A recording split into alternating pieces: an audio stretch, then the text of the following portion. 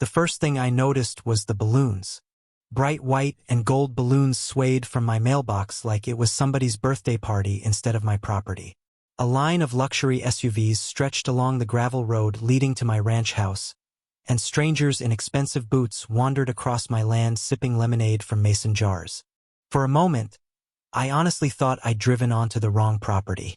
Live estate auction today, Diamond Creek Ranch. My ranch. My pulse dropped into my stomach. No, iwisparat. I shoved the truck into park and jumped out. The late afternoon heat hit me hard, carrying the sound of cheerful chatter and country music drifting from speakers mounted near my barn. People were bidding on my equipment. Then I saw her, Linda Baxter, president of the Cedar Ridge Homeowners Association. She stood on my porch wearing a cream-colored blazer, oversized sunglasses, and the kind of smile people wear when they think they've already won. Beside her stood an auctioneer with a microphone. Lot number 12, he announced. Custom cattle fencing, premium steel. Hey! I roared. The entire crowd turned. Linda's smile vanished for half a second before returning even tighter than before. Well, she called sweetly, look who decided to show up. I stormed toward the porch. What the hell is this? The auctioneer lowered his microphone awkwardly. Linda folded her arms. Mr. Grayson, this property was legally seized due to unpaid HOA penalties and county liens. That's impossible.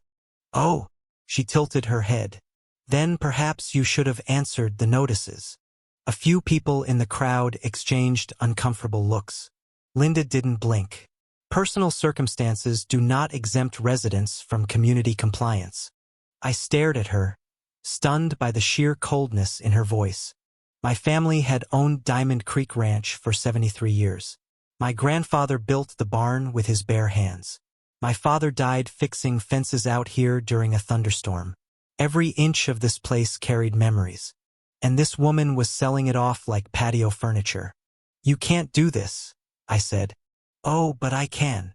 She smiled again. And since you're trespassing during an active auction, I suggest you calm yourself. Trespassing? She pulled out her phone. Then, while standing on my porch, she dialed 911. Couldn't believe it. The woman stealing my ranch was calling the cops on me. By the time the sheriff's cruiser rolled through my gate, the crowd had divided itself into two groups. The first group avoided eye contact completely, suddenly fascinated by their lemonade cups and boots. The second watched eagerly, like they'd paid extra for live entertainment. Linda Baxter stood at the center of it all, perfectly composed. Officer, she said the moment Sheriff Tom Hale stepped out. This man is disrupting a legal auction and threatening residents. Tom Hale wasn't just any sheriff. He'd known my family for 30 years. He taught my little brother how to fish. And the second he looked at me, his expression tightened. Ethan, he said slowly, what's going on here? This is my ranch, I snapped. That's what's going on. Linda laughed softly. Former ranch. Tom's eyes moved to the auction signs. Then the crowd. Then the paperwork folder tucked neatly under Linda's arm. You mind showing me the foreclosure order? He asked. Linda handed it over immediately, almost too confidently. While Tom read, I tried to steady my breathing. None of this made sense. I paid my taxes every year. The ranch wasn't under foreclosure. And HOA fines? My property sat nearly 2 miles outside Cedar Ridge's actual subdivision boundary. Linda had been trying to force me into the HOA for years. First, it was letters about visual inconsistencies. Then complaints about livestock smells, fence paint, tractor noise, even my American flag being oversized. I ignored every one of them because legally, she had no authority over my land. Or so I thought. Tom flipped through the documents slowly. His frown deepened. These county seals look strange, he muttered. Linda's posture stiffened. Excuse me? He held up a page. The formatting's off. They came directly from the county clerk's office. Tom didn't answer immediately. Instead, he looked toward the barn where workers were placing colored sold stickers on my equipment. Something in his face changed. Did anyone from the county actually supervise this auction? Linda crossed her arms. The paperwork authorized private liquidation. That's not what I asked. A ripple of tension moved through the crowd. Then an older man near the tractors spoke up nervously. Sheriff, I already wired $40,000 for those trailers. Tom's eyes narrowed sharply. 40,000? Linda stepped closer to him, lowering her voice. Sheriff Hale, I strongly advise you not to interfere with lawful proceedings. That sentence did it. Tom looked up slowly. Funny thing about lawful proceedings, he said. Real ones don't usually happen without the county knowing about them. For the first time all afternoon, Linda Baxter looked nervous. Then Tom pulled out his radio. Linda's face lost color instantly. And right then, I realized something important. This wasn't a mistake. It was a scam. The crowd went silent as Sheriff Hale waited for dispatch to respond. A crackle came through the sheriff's radio. Then the dispatcher spoke. Sheriff, county records show no foreclosure filings for Diamond Creek Ranch. No active liens either. A murmur exploded through the crowd. Tom's jaw tightened. Copy that.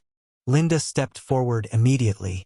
There must be some kind of clerical misunderstanding, but dispatch wasn't finished. And Sheriff, the document number attached to that order belongs to a vehicle registration case from 3 years ago. That did it. People started backing away from the auction tables. One man ripped a bidder tag from around his neck and threw it on the ground. The auctioneer looked physically sick. Linda's polished smile finally shattered. This is ridiculous, she snapped. I was provided those documents by our legal consultant. Tom folded the paperwork carefully. You mean the consultant who forged county seals? Her mouth opened, but no words came out. For the first time in her life, HOA Karen didn't have a speech prepared. The older man who'd wired money for my trailers marched toward her furiously. You took 40 grand from me. Another woman shouted. I paid a deposit on the horses. The auctioneer suddenly pointed at Linda like a man trying to escape a sinking ship. She organized everything. I thought this was legitimate. Linda turned pale. And then, unbelievably, she pointed at me. This is his fault, she yelled. If he had simply complied with HOA regulations from the beginning, the entire ranch froze. Sheriff Hale stepped onto my porch slowly, his boots thudding against the old wood my grandfather had built decades ago. Linda Baxter, he said, I'm placing you under investigation for fraud, forgery, unlawful seizure of property, and obtaining money under false pretenses. Her eyes widened. You can't arrest me over a misunderstanding. Tom looked genuinely offended by that. Ma'am, he replied, you tried to sell a man's ranch while he was burying his brother. The silence after that felt heavy. Even the wind seemed to stop. Linda looked around desperately, searching for support, but nobody moved to help her. The same people who'd once feared her HOA threats now stared at her with disgust. As Tom guided her toward the cruiser, she twisted back toward me one last time. You'll regret humiliating me, she hissed. I looked across my ranch, the barn, the fields, the porch swing my father built for my mother. Then I looked her straight in the eyes. No, I said quietly. I'd regret losing this place. Sheriff Hale closed the cruiser door. And for the first time all day, Diamond Creek Ranch finally felt like home again.